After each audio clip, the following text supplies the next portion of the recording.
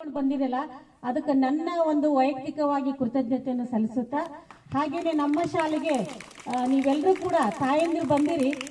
ಯಾಕಂದ್ರೆ ತಾಯಂದಿರಿಗಿರುವಂತ ಕಳಕಳಿ ಗಂಡು ಮಕ್ಕಳಿಗೆ ಸ್ವಲ್ಪ ಕಡಿಮೆ.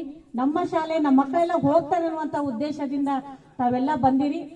ನಮ್ಮ ಶಾಲೆಯ ಮಕ್ಕಳ ಪರವಾಗಿ ಹಾಗೂ ಎಲ್ಲ ಶಿಕ್ಷಕರ ಪರವಾಗಿ ನಾವು ಅವರಿಗೆ ಅಭಿನಂದನೆ ಸಲ್ಲಿಸುತ್ತಾ ಹಾಗೇನೆ ನಮ್ಮ ಶಾಲೆಗೆ ಇಷ್ಟೊತ್ತಿನ ತನೂ ನಮ್ಮ ಪ್ರಭಾರಿ ಮುಖ್ಯಗುರುಗಳು ಹೇಳಿದ್ರು.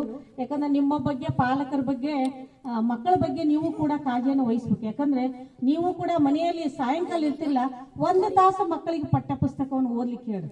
ಯಾಕಂದ್ರೆ ಬೆಳಗ್ಗೆ ಒಂದು ಅರ್ಧ ತಾಸು, ಸಾಯಂಕಾಲ ಒಂದು ಅರ್ಧ ತಾಸು ಅವ್ರಿಗೆ ಪಠ್ಯ ಪುಸ್ತಕ ಕೈಯಲ್ಲಿ ಬರಲಿ. ನಿಮ್ಮೂರಲ್ಲಿ ಸಾಕಷ್ಟು ಜನ ವಿದ್ಯಾವಂತರದಾರ, ಆಮೇಲೆ ಎಲ್ಲ ಕೂಡ ನೌಕರಿ ಮಾಡುವಂತ ಮಕ್ಕಳು ಕೂಡ ಅದ ನಿಮ್ಮಲ್ಲಿ. ಯಾಕಂದ್ರೆ ನಿಮ್ಮ ಮಕ್ಕಳೇ ಇರ್ಬೋದು ಅವ್ರಿದ್ರ, ಅವ್ರಿಗೆಲ್ಲ ಯಾವ ರೀತಿ ನೀವು ಪ್ರಚೋದನೆಯನ್ನು ಕೊಟ್ಟಿಲ್ಲ. ಅದೇ ರೀತಿ ನಮ್ಮ ಶಾಲೆ ಮಕ್ಕಳು ಸರ್ ಇಷ್ಟೊತ್ತನ ಹೇಳಿದ್ರು,